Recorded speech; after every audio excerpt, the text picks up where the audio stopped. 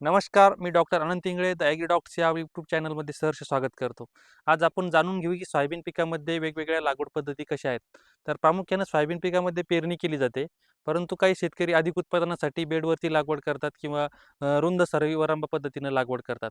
परंतु या पद्धतीमध्ये बऱ्याच चुका होतात आणि शेतकऱ्यांचा प्रश्न असतो की बेड किती फुटाचे पाडायचे आणि त्यावरती किती तासं लावायचे आपण आणि त्या अनुषंगानं किती झाडं बसतात आणि किती उत्पादन त्या ठिकाणी येऊ शकतं, असे बरेच प्रश्न शेतकऱ्यांच्या मनात असतात. परंतु योग्य माहिती त्यापर्यंत जाणं गरजेचं असतं. बऱ्याच वेळा चुका काय होतात की शेतकरी जास्त अंतर ठेवून लागवड करतात आणि मग त्या ठिकाणी उत्पादन येत नाही आणि त्यांची नाराजी होते. त्याच अनुषंगानं आज आपण व्हिडिओ बनवला आहे. तर आपण या व्हिडिओच्या माध्यमातून बघू की आपण किती फुटाचा बेड पाडला पाहिजे, त्यामध्ये किती झाडं किती तास आपण बेडवरती लावले पाहिजे आणि कशा पद्धतीने त्या ठिकाणी लागवड झाली पाहिजे. या सर्व माहितीसाठी आपण हा व्हिडिओ शेवटपर्यंत पाहणं गरजेचं आहे. तर सर्वप्रथम आपण बघू की सोयाबीन पिकामध्ये पेरणी करताना किंवा लागवड करताना किती फुटाचे बेड आपल्याला पाडायचे. तर त्यामध्ये सर्वप्रथम आपण 3 फुटाचे बेड पाडू शकता. त्यामध्ये जवळपास आपण 2 तास एका बेडवरती लावू शकतो. म्हणजे दोन्ही भागांना वरच्या साईडला 2 तास लागवड केली तर जवळपास 45 सेंटीमीटर बाय 10 सेंटीमीटर किंवा 15 सेंटीमीटर जर पकडलं तर 70 ते 80,000 झाडं त्या ठिकाणी एका एकरामध्ये बसतात. त्यानंतर आपण 4 किंवा 4.5 फुटाचा बेड त्या ठिकाणी पाडू शकतो. त्या बेडवरती आपण जर 3 तासानं लागवड केली, तर 3 तासांचं जे अंतर आहे त्यामध्ये 38 ते 40 सेंटीमीटर अंतर सुटतं 2 तासामध्ये. जो बेडचा टॉप आहे तो 2.5 ते 3 फुटाचा असतो. त्यामध्ये काय होतं, की आपल्याला जवळपास 38 सव्वा फुटापर्यंत किंवा सव्वा फूट अंतर मिळतं. तर त्यामध्ये जवळपास 90 ते 1,00,000 पर्यंत झाडं बसतात. 1,05,000 पर्यंत. अशा पद्धतीनं आपल्याला बेड पाडू शकतात. त्यानंतर 6 फुटाचा सुद्धा आपण बेड पाडू शकतो. त्यावरती 5.5 ते 6 फुटाचा जर आपण बेड पाडला, तर त्यावरती 4 तास आपण त्या ठिकाणी लागवड करू शकता. तर सर्वप्रथम आपण बघू की बेड लावण्याचे फायदे, बेड पाडण्याचे फायदे काय किंवा बेड कोणत्या परिस्थितीत आपण बेड केले पाहिजेत. तर शेतकरी मित्रांनो, यावर्षी एल निनोचा जो प्रभाव आपल्या महाराष्ट्रामध्ये किंवा भारत देशामध्ये अंदाज वर्तवला जातो की कमी पाऊस असण्याची शक्यता आहे किंवा पाऊस मध्ये खंड पडू शकतो. तर अशा परिस्थितीमध्ये आपल्याला एकच सांगणं असेल की ज्या शेतामध्ये आपलं पाणी जास्त झाल्यास म्हणजे पाणी चिबडतं किंवा पाणी धरून राहतं की चोपण जमीन आहे किंवा पाणी वाहतं शेतामध्ये, अशाच शेतामध्ये आपण बेड पाडणं गरजेचं आहे. अदरवाईज काय होतं की आपण जर आपल्या शेतामध्ये पाणी धरणारं शेत नसेल किंवा पाण्याचं काही आपल्याला जास्त पाणी झालं तर काही अडचण येणार नसेल, तर अशा ठिकाणी बेड नाही पाडली तरी चालते. आपण सपाट जमिनीवरती लागवड करू शकता. कारण काय होतं की कमी पावसाचा जर अंदाज असेल, तर अशा परिस्थितीमध्ये जर आपण बेडवरती लागवड केली, तर त्या ठिकाणी जे वरती लागवड केल्यामुळं बेडमध्ये लवकर कोरडेपणा येतो आणि बेडवरचं सोयाबीन लवकर सुकतं. त्यामुळे काय होतं, त्या ठिकाणी पाण्याची व्यवस्था असणं गरजेचं आहे. जर आपल्याकडे पाण्याची व्यवस्था असेल तरच त्या ठिकाणी बेडचं नियोजन करायचं किंवा ज्या शेतामध्ये पाणी जास्त प्रमाणात धरून ठेवलं जातं, त्याच ठिकाणी बेडचं नियोजन करायचं आहे आपल्याला. ह्या 2 महत्त्वाच्या गोष्टी आहे. सर्वांनी लक्षात ठेवणं गरजेचं आहे. आपल्या शेतात जर पाणी धरत नसेल किंवा पाण्याची व्यवस्था नसेल, तर बेड पाडण्याची गरज नाही. सरळ सपाट जमिनीवरती लागवड करायची. आपण टोकन पद्धतीने त्या ठिकाणी लागवड करू शकता. जर आपल्याला बेडवर लागवड करायची असेल, तर त्या ठिकाणी आपल्याकडे 3 ऑप्शन आहे. आपण पहिला ऑप्शन बघू या ठिकाणी जे आहे तर 4 ते 4.5 फुटाचा जर आपण बेड पाडला, तर आपल्याला हे बघा वरचा जो टॉप आहे, तर तो टॉप आपल्याला जवळपास 2.5 ते 3 फुटाचा त्या ठिकाणी मिळतो. आणि 2.5 ते 3 फुटावरती आपण या ठिकाणी 1 तास, या ठिकाणी 1 तास आणि एक ठिकाणी 1 तास असं जर लागवड केली, तर जवळपास सव्वा फूट किंवा 1 फूट, 1 ते सव्वा फुटापर्यंत आपल्याला त्या 2 तासामध्ये अंतर मिळतं आणि त्याच्यानंतर जे हे आहे, तर हे दीड ते पावणे 2 फूट असं पट्टा त्या ठिकाणी तयार होतो. अशा पद्धतीनं आपण लागवड करू शकता. या या कोपऱ्यावर एक आणि या कोपऱ्यावर एक आणि मध्ये एक, म्हणजे जवळपास सव्वा फुटाचं अंतर त्या ठिकाणी सुटतं. अशा पद्धतीनं आपण 4 ते 4.5 फुटाच्या बेडवरती लागवड करू शकता. जर आपण 6 फुटाचा बेड पाडला, 6 फुटाचा जर बेड पाडला, तर वरचा टॉप जवळपास आपल्याला 4 ते 4.5 फुटाचा भेटतो. त्यावरती आपण काय करू शकतो, की 4 तास लागवड करू शकता. म्हणजे जवळपास सव्वा ते दीड फूट त्या 4 तासामध्ये अंतर येतं आणि आपल्याला मोठा बेड त्या ठिकाणी मिळतो. मोठा बेड करण्याचा फायदा काय होतो, की तो लवकर कोरडा होत नाही. जर आपल्याकडे ड्रिपची व्यवस्था असेल किंवा पाणी देण्याची व्यवस्था असेल, तर ते अजून चांगला त्या ठिकाणी फायदा होतो.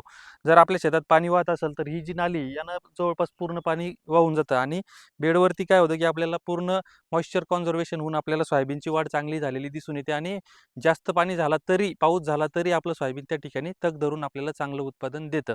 तर अशी लागवड करताना आपल्याला 2 झाडातलं अंतर जे आहे तर ते 10 ते 15 सेंटीमीटर ठेवायचं आहे आणि शक्यतो टोकन यंत्राने त्या ठिकाणी लागवड करायची. म्हणजे काय होतं की जी प्लांट पॉप्युलेशन आहे ती मेंटेन होते आणि झाडाची वाढ त्या ठिकाणी चांगली होते. बऱ्याच वेळा काय होतं की शेतकरी म्हणतात यावरती लागवड कशी करायची, तर आपण यावरती डायरेक्ट टिपण सुद्धा आणू शकता किंवा जे टोकन यंत्र आहे त्यानं डायरेक्ट लागवड करू शकता. टिपणीनं आपण जर सऱ्या पाडल्या, हा बेड थोडा सवान करून घेतला की आपल्याला त्यावरती टिपण चालवता येते आणि टिपण चालवल्यानंतर आपण त्या ठिकाणी डायरेक्ट त्या ठिकाणी लागवड करू शकतो. अशा पद्धतीने आपण 4.5 आणि 6 फुटाच्या बेडवरती लागवड करू शकता. 3 फुटाच्या बेडवरती लागवड करताना आपल्याला जर असे बेड बघा, आपण 3 फुटाचे बेड आहे या ठिकाणी आपण हे ड्रिप सुद्धा या ठिकाणी टाकलेला आहे. परंतु आपल्याला या ठिकाणी कापूस लावायचा आहे. पण आपण सोयाबीनची माहिती या ठिकाणी देतो. तर आपण 3 फुटावरती जर आपल्याला लागवड करायची असेल तर या साईडला एक आणि या साईडला एक असं जवळपास 1.25 ते 1.5 फूट अंतर ठेवून त्या ठिकाणी लागवड करू शकतो. परत या ठिकाणी एक लागवड होईल आणि या ठिकाणी अशा प्रकारे काय होतं की इथं मोठा पट्टा सुटतो जवळपास 1.5 ते 2.25 फुटाचा आणि इथं 1.25 ते 1.5 फुटाचा. म्हणजे योग्य पद्धतीने त्या ठिकाणी अंतर मेंटेन होतं आणि यामध्ये काय होतं की लागवड करण्यास हे सोपं जातं. आपण डायरेक्ट महिलांच्या सहाय्यानं म्हणजे मजुरांच्या सहाय्यानं लागवड करू शकता किंवा टोकन यंत्राच्या सहाय्यानं त्या ठिकाणी लागवड करू शकता. अशा परिस्थितीमध्ये जवळपास काय होतं की जवळपास 80,000 झाडं आपल्या 1 एकरमध्ये बसतात आणि योग्य प्रकारे त्या ठिकाणी जर नियोजन केलं तर जवळपास 12 ते 13 क्विंटलपर्यंत उत्पादन आपल्याला सहज मिळू शकतं. 4 फुटाच्या बेडवरती सुद्धा आपल्याला चांगलं उत्पादन मिळतं. 4.5 फुटाच्या आणि 6 फुटाच्या बेडवरती सुद्धा आपल्याला चांगलं उत्पादन मिळतं. तर 3 ऑप्शन आपल्याकडे आहेत. 3 फुटाचा बेड, 4.5 फुटाचा बेड आणि 6 फुटाचा बेड. मोस्ट ऑफ द शेतकरी हे 3 फुटाचाच बेड त्या ठिकाणी पाडतात. बरेच शेतकरी काय करतात की 4 फुटाचा बेड किंवा 3.5 फुटाचा बेड पाडतात आणि त्यावरती 2च तास लागवड करतात. तर त्यामध्ये काय होतं की जवळपास म्हणजे आता इथे जर 80,000 झाडं बसले तर त्याच्यात 60,000 झाडं बसतात. जवळपास म्हणजे काय होतं की आपले 30 ते 40% झाडं त्या ठिकाणी कमी बसतात आणि जवळपास 30 ते 40% उत्पादन त्या ठिकाणी कमी येतं. परंतु जर काही शेतकऱ्यांचं म्हणणं येतं की आमची जमीन खूप भारी असते, मग त्या परिस्थितीत काय करायचं? तर अशा परिस्थितीमध्ये काय होतं की आपल्याला खूप त्या ठिकाणी नियोजन करावं लागतं आणि शेंगांची संख्या वाढवावी लागते. जवळपास काय आहे की अशा परिस्थितीमध्ये जर 100 शेंगा लागल्या तर आपल्याला 12 ते 13 क्विंटल उत्पादन येतं. परंतु आपल्याला जर 12 ते 13 क्विंटल उत्पादन घ्यायचं असेल तर त्या ठिकाणी 300 शेंगा 250 ते 300 शेंगा एका झाडाला लागल्या पाहिजेत. तेव्हा ते उत्पादन आपल्याला त्या ठिकाणी मिळू शकतं. त्यामुळं आपल्याला अंतर हे योग्य ठेवणं गरजेचं आहे. आता एल निनो परिस्थिती आहे त्यामध्ये काय आहे की पावसाचं प्रमाण कमी असणार आहे. त्यामुळं शक्यतो 2 झाडातील आणि 2 तासातील अंतर हे कमी किंवा शिफारसीत ठेवा. जास्त अंतर ठेवलं तर काय होईल, कमी पाऊस झाला तर त्या ठिकाणी उत्पादन मिळणार नाही. हे नियोजन त्या ठिकाणी करणं गरजेचं आहे. जसं-जसं आपली लागवड लेट होणार आहे, तसं-तसं अंतर आपल्याला कमी करणं गरजेचं आहे. काय होतं की जसं-जसं सोयाबीनचा सीझन लेट होणार आहे, तसं-तसं त्याचं उत्पादनसुद्धा किंवा वाढसुद्धा कमी होत असते. त्यामुळे काय करायचं की अंतर त्या ठिकाणी कमी करायचं. अशा परिस्थितीनं बेडवरती सोयाबीन कशी लावायचं हे आपण बघितलं.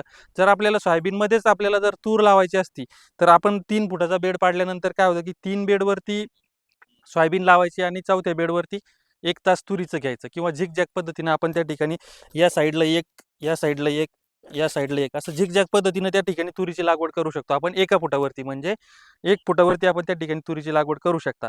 हे झालं 3 फुटाच्या बेडचा गोष्ट. म्हणजे त्याच्यानंतर आपल्याला 4 फुटामध्ये जर लागवड करायची असली तर 2 बेड सोडायचे 4 फुटाचे आणि त्यानंतर 3ऱ्या बेडवरती आपल्याला तुरीचं 1 तास घ्यायचं. मग त्यामध्ये काय होतं की आपल्या सोयाबीनच्या तासांची संख्या खूप मोठ्या प्रमाणावर म्हणजे जवळपास 6 तासामागं 2 तास कमी होतात. म्हणजे जवळपास 20% त्या ठिकाणी संख्या कमी होते. हेही त्या ठिकाणी लक्षात घेणं गरजेचं आहे. त्यामुळं जर आपल्याला तूर लावायची असली तर त्या ठिकाणी 3 फुटाचा बेड पाडायचा. 3 बेड नंतर आपल्याला एका बेडवरती तुरीची लागवड करायची. म्हणजे 6 तास सोयाबीनचे आणि 1 तास झिगझॅग पद्धतीनं तुरीचं. अशा पद्धतीनं जर लागवड केली तर आपल्याला त्या ठिकाणी चांगलं उत्पादन किंवा चांगलं नियोजन करण्यास शक्य होतं. अशाच नवीन-नवीन व्हिडिओसाठी किंवा सोयाबीन पिकाच्या इतर माहितीसाठी आपलं चॅनल सबस्क्राईब करा. व्हिडिओ आवडला असेल तर लाईक करा, शेअर करा. धन्यवाद.